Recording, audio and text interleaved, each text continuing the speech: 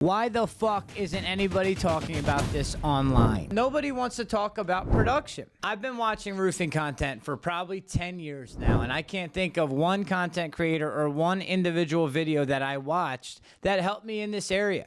And in my opinion, this is one of the most important areas of the business. I'm going to go out on a limb and say that this is the most important area of the business. Everybody wants to talk about the sexy shit. They want to talk about the big numbers, the marketing, the sales, the closing percentage, the revenue. But nobody wants to talk about production. And if you become an expert marketer and an expert roofing sales guy, but you don't figure out production, you're going to grow yourself out of business. I don't get excited when my company is signing a lot of jobs and selling big contracts. I don't get excited because I know that we have to figure out how to get the work done.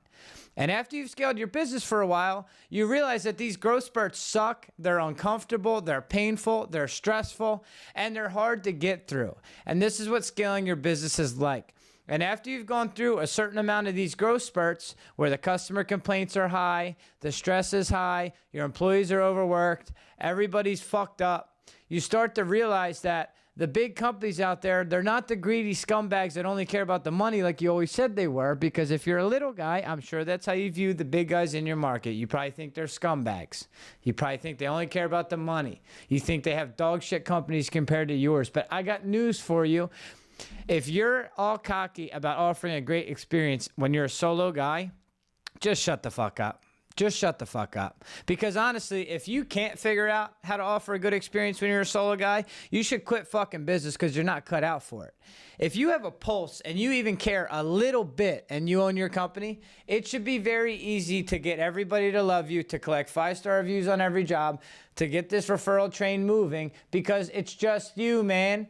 You're the one dealing with the crews, you're ordering the material, you're setting up the dumpsters, you're dealing with the customer, you're supervising the job, you sold the job, and you're closing out the job. Whoop-de-doo, you treat everybody great. So what? The trick is to figure out how to scale your business and still offer a good customer experience. And this is what sets you apart from the rest. This is what sets you apart as an amazing company. If you can scale and double the business and grow year after year after year and still hold your reputation intact, because it is not simple. We have a perfect 5-star rating on Google. There's a couple ones in there, but I promise you, just because you see that 5-star rating does not mean that we treat every customer perfect. It does not mean that every job has gone smooth. It does not mean any of that. And I'll be honest, in these growth spurts, we deal with customer complaints all the time, and we have to figure it out. It's not personal. It's not that we don't care. It's just that a roofing company has a lot of moving parts, and figuring out how to get it to just move in the right direction cohesively, organized, and doing everything we're supposed to do day in and day out gets fucking tricky. So I'm happy to be the guy to talk about production in a roofing company online. I remember when we did $50,000 a month, and now we do over $2 million a month. And there's a lot of area in between, and we've had a lot of growing pains in between, so I have a lot I can speak about. As I said before, if you're the solo guy, I'm going to skip right by you because it's very easy, and if you can't figure it out at this stage, maybe you should try to do something else with your life, and I wish I was being sarcastic, but I am not. Skip ahead a little bit. Maybe you've got a couple reps. You're probably in the spot that most of us are at this stage. This is a very common model for like the end of year 1, year 2, year 3, maybe even year 4. You have a couple reps, but all your functions kind of overlap. You're probably relying on your reps to take care of production activities. They may be supervising jobs, meeting crews, ordering material, picking up extra lumber. They may be doing those things. It's okay. It's not a problem. You're in startup mode. It's normal for a startup that all the company functions are going to overlap a little bit, and everybody's going to do a little bit of everything. This stage is also pretty easy as far as production and customer service because sales reps are usually people pleasers, so they're going to do whatever they got to do to keep their customers happy. They also built rapport with their customers because they're the ones that sold them the job, so the customer already likes them. They also have the added incentive of wanting to get passed around in the neighborhood and get future referrals, and they want to collect their check and get paid. And because they got with you early and they're excited to jump on board of this new, exciting, growing company, they're excited to join your team, they probably care almost as much as you. Not as much as you, but almost as much as you. So this stage is also pretty easy. But inevitably, one day, you're going to sit and you're going to think to yourself, what if my salespeople only did sales activities? What if they didn't have to waste 5 hours a day meeting customers, running for material, ordering material, dealing with suppliers, running for an extra piece of drip edge at the end of the day, picking up nails out of the yard at the end of the day? What if they didn't have to do any of that? What if all they did was send proposals, run appointments, and follow up with customers for sales? How much more would my salespeople sell if that's what their life looked like? And you'll have this conversation with yourself and you realize, duh, that's what I have to do. And now enter building a true production department. And what makes building a production department difficult? Well, number one, your production department doesn't have much skin in the game. They don't have a commission check they're waiting on. They don't own the company. They don't even know who the customer is. They've never even met them. It's just a name in a CRM. So it's very mundane. It's very impersonal. Is that even a word? Not personal. It's very not personal. Impersonal. I'll look that up after this if I remember. But it's not personal for them. They've never met this person. It's a name in a paper and it's material in a system. It's not personal. So this is where systems, training, checklists, this is where all this stuff comes into play. And I previously tried to make this video all in one to just go through the entire production process, but I realized that it was impossible. I was ranting. I was speaking faster than I usually do. I don't know if you think I speak fast, but I was speaking fast because I knew I had to get through a lot. And I'm like, whoa, what the fuck am I doing, man? Just save it. Content for later. It's more video ideas for later. So, part one of the production nightmare, which could be a nightmare. I've been in a production nightmare before. I'm kind of just getting out of my own production nightmare. Part one is preparing for the job. And I start with preparing for the job because it is the first step of the production department. Our workflow in our CRM for this stage is called a pre-production workflow because it's not necessarily roofers at a home, project managers at a home, but it is the preparation process, and it is a process with multiple steps. You know, everybody's company looks different, but you'll have to think to yourself, from the minute a contract is signed, what are all the things that happen from that point up until we show up at the house with roofers? Well, there's probably a lot of shit that happens. So you'll have to think about that, and you'll have to think, okay, how do we get all this done flawlessly, perfectly, every single time, and still be ready and on time for the start date? Now, something I've learned is that the production department, they have to look at the roof with way more detail than the salespeople need to look at the roof. The salespeople just need to bring contracts to the office. That is their job. And I do have them conducting roof inspections and including inspections in all of their proposals, but an inspection to support us in a roof sale is way different than an inspection to prepare us to actually start a roof project. And I learned this the hard way because I used to think, and I understand why I thought this way, because logically it kind of makes sense. Okay. When a sales rep brings a contract to the office, I need more than just that contract to prepare for the job. Of course, I have the Eagle View, the roof report, whatever you use. Of course, I have that. Of course, I have the contract. But what about all the specifics of the job? What about the size of the fascia? Is the fascia angled or is the fascia straight? Is there a flat roof? How does the flat roof tie into the slope roof? What color is the fascia? What's the roof to wall material? Is there ridge vent? Is the chimney cap rusted? And on and on and on and on and on. All the individual, unique, specific details to an individual house. So I figured, well, my salespeople are already at the house. Why don't I just build this sales checklist, we used to call it. We used to call it a sales checklist.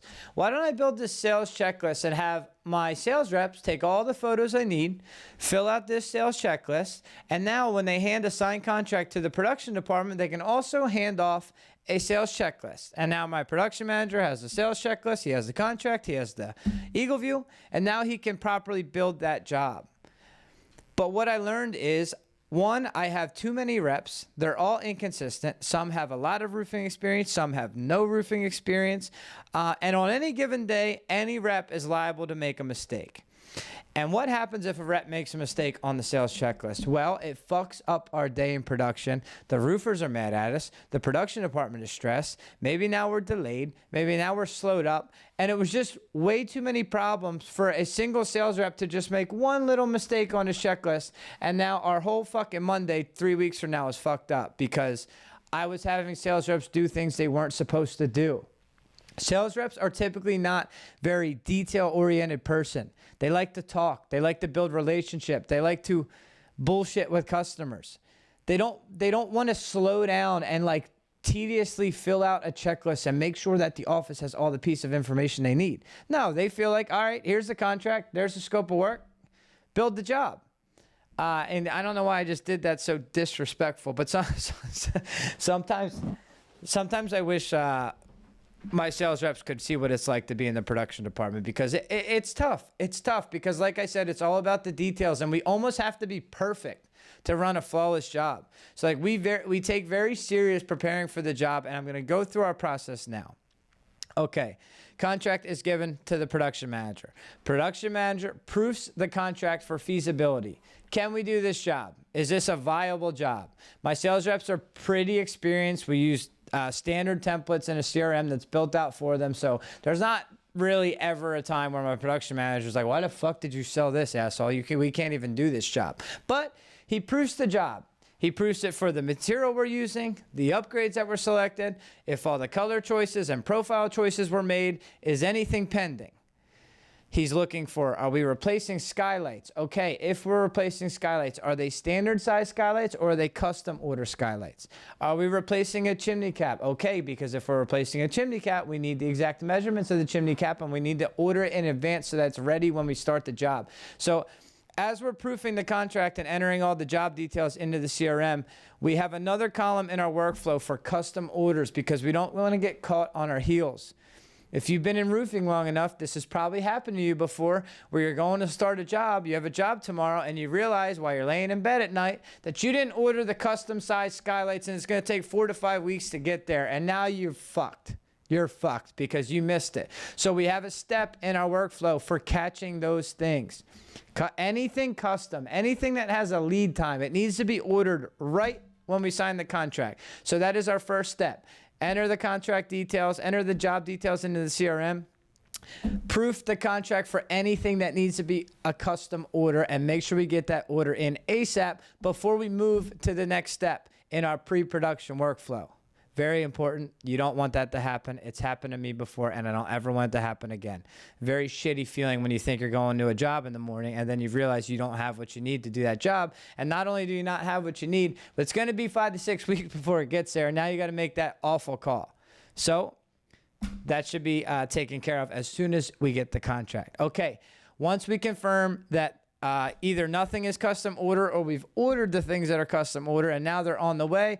Okay, what is the next step? The next step is we go do our pre-start inspection. The thing that I previously used to have sales reps do that I had to take from the sales reps. Now our production department handles that pre-start checklist. And the same guy does it every single time, so it's always done the same way. We always have all the photos we need. We always have all the information we need. I think I rambled some items that are on this, but this is a company cam checklist with little short answer, either multiple choice, text answer, yes or no questions with pictures attached.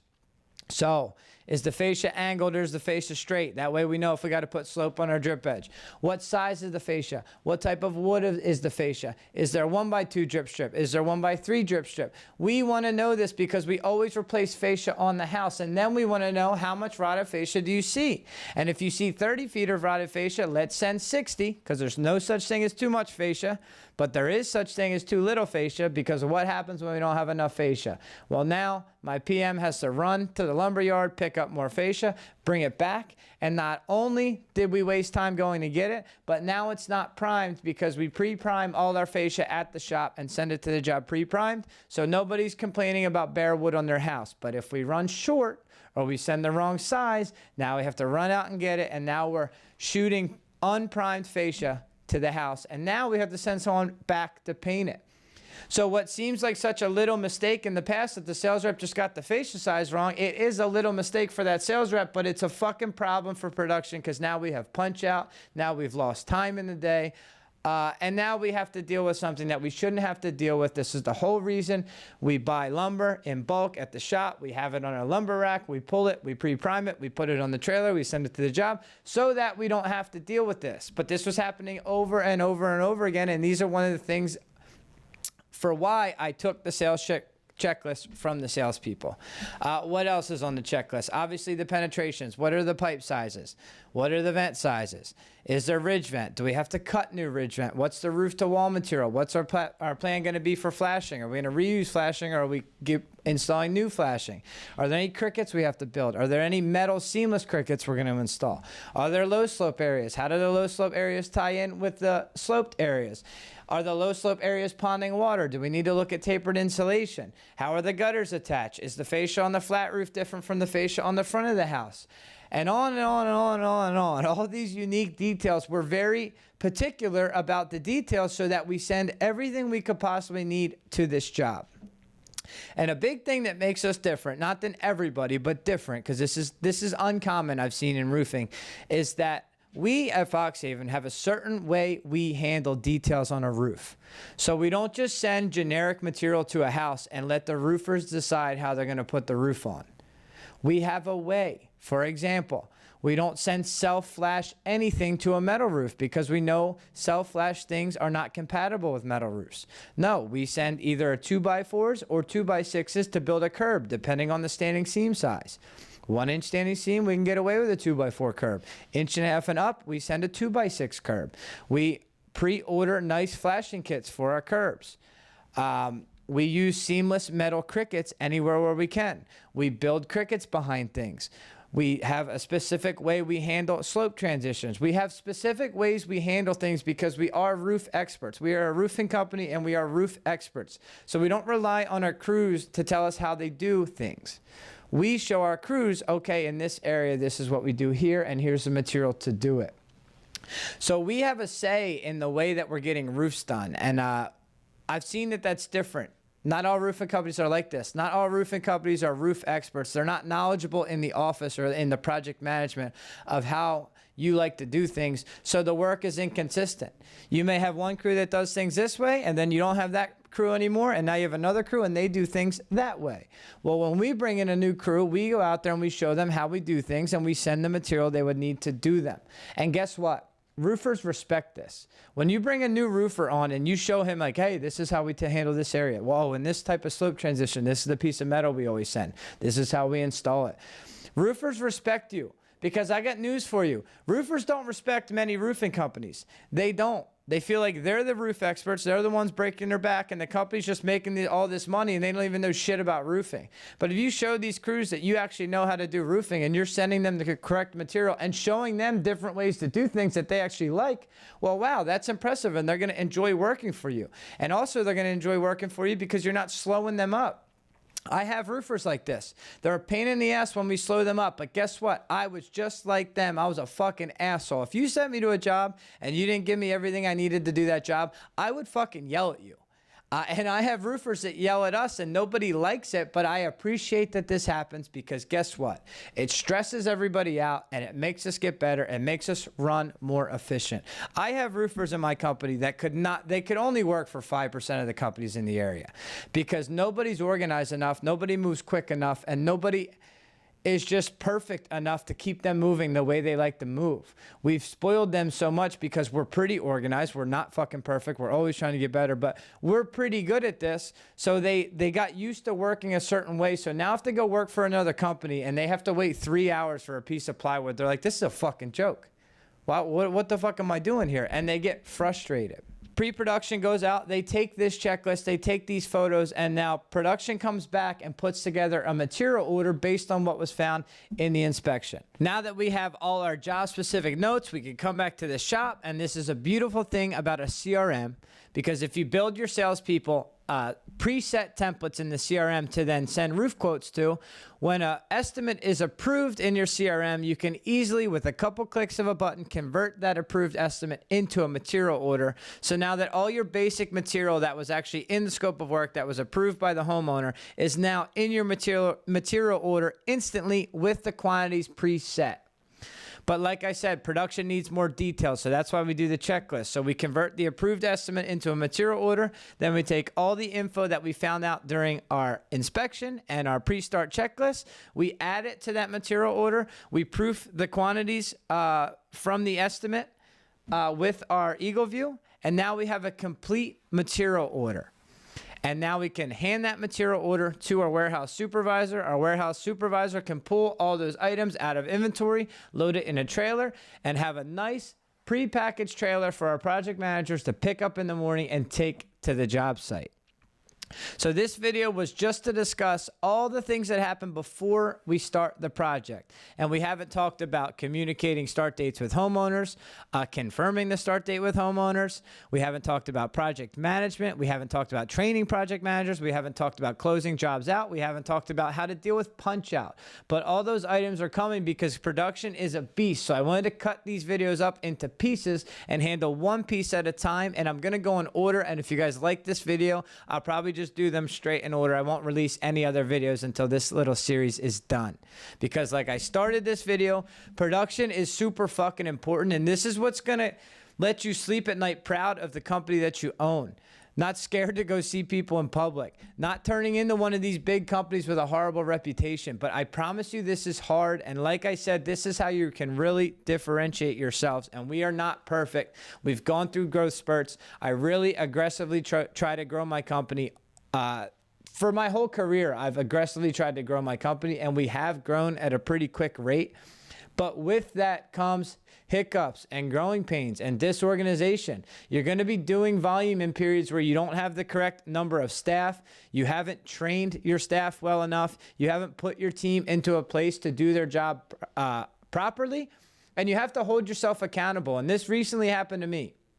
I realized that I did not set my project managers up for success. Some of them were too busy. They were managing too many projects at one time. They were just driving from job to job to job to job all day. And because they were moving so fast and they had no time for anything, and because I never really trained them and given them set systems, I couldn't hold them accountable. The only person I could hold accountable was myself, because I needed to slow their lives down, slow their work life down, train them a little bit, give them systems, give them checklists, let them breathe, and allow them to do their job properly. But we were just throwing more jobs at them, more jobs at them, more jobs at them, trying to grow, not paying attention to the stress I was putting on the production department, until I realized I had a big fucking problem, and I had to bring in help. I had to reorganize everything. I had to create new systems in the CRM. I had to train people. I have to continuously train people. I have to check in with the production department on a daily basis.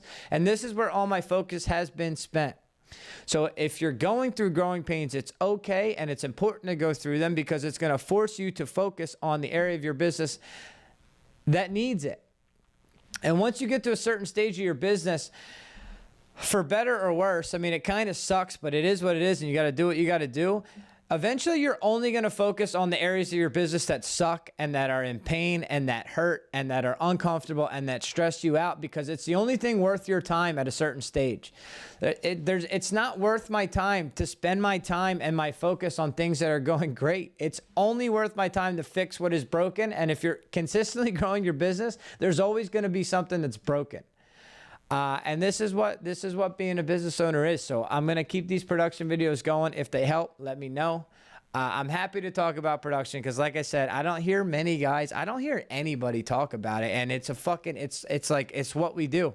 It's how we produce revenue. We don't produce revenue by signing contracts. We produce revenue by getting jobs done and collecting money, and then hopefully collecting a referral so that we can continue to do this in the future.